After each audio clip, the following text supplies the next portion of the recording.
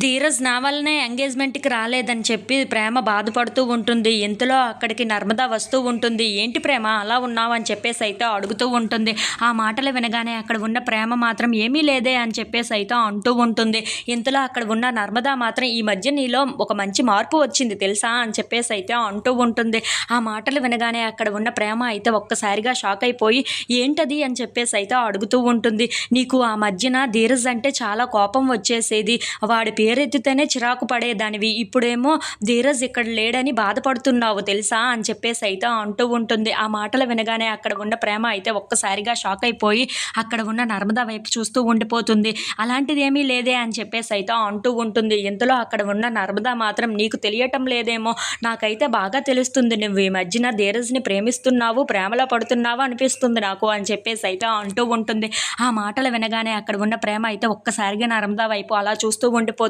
"అవునవును, ముందు ముందు నీకు తెలుస్తుందిలే. నువ్వు ధీరజ్‌ని ప్రేమిస్తున్నావు. నీ మనసులో ప్రేమ మొదలయ్యింది" అని చెప్పేసి అయితే అంటూ ఉంటుంది. ఆ మాటలు వినగానే అక్కడ ఉన్న ప్రేమ అయితే ఒక్కసారిగా నర్మద వైపు అలా చూస్తూ ఉండిపోతుంది. "అదేమీ లేదు, నువ్వు ఎన్ని అనుకున్నా సరే" అని చెప్పేసి అయితే ప్రేమ అంటూ ఉంటుంది. ఇంతలో అక్కడ ఉన్న నర్మద మాత్రం "కొద్ది రోజుల్లో నువ్వే బయటపడతావులే, నాకెందుకులే సరే" అని చెప్పి అక్కడి నుండి వెళ్ళిపోతూ ఉంటుంది. అక్కడ ఉన్న ప్రేమ మాత్రం ధీరజ్ కోసం ఆలోచిస్తూ ఉంటుంది. ఇంతలో చందు ఎంగేజ్మెంట్‌కి బయలుదేరకుండా అలాగా నించొని ఉంటాడు. అది చూడగానే అక్కడికి వాళ్ళ మామయ్య వచ్చి "ఏంట్రా ఎంగేజ్మెంట్ రోజు ఇలా ఉన్నావేంట్రా?" అని చెప్పేసి అయితే అడుగుతూ ఉంటాడు. ఆ మాటలు వినగానే అక్కడ ఉన్న చందు మాత్రం "నాకు ఎంగేజ్మెంట్ జరుగుతుందన్న సంతోషం కన్నా ఇప్పుడు ఇక్కడ నా తమ్ముడు లేడన్న బాధే ఎక్కువగా ఉంది మావయ్య" అని చెప్పేసి అయితే అంటూ ఉంటాడు. ఆ మాటలు వినగానే అక్కడ ఉన్న వాళ్ళ మామయ్య అయితే ఒక్కసారిగా చాలా బాధపడి "అవునురా, ఇప్పుడు ఏం చేయగలం చెప్పు, మీ నాన్న మాటలకి ఎదురు చెప్పలేం కదా. అయినా సరే నాకు ఎందుకో తేడాగా ఉందిరా, ఎందుకో తమ్ముడు ఇక్కడికి వస్తాడు అని అనిపిస్తుందిరా నాకు.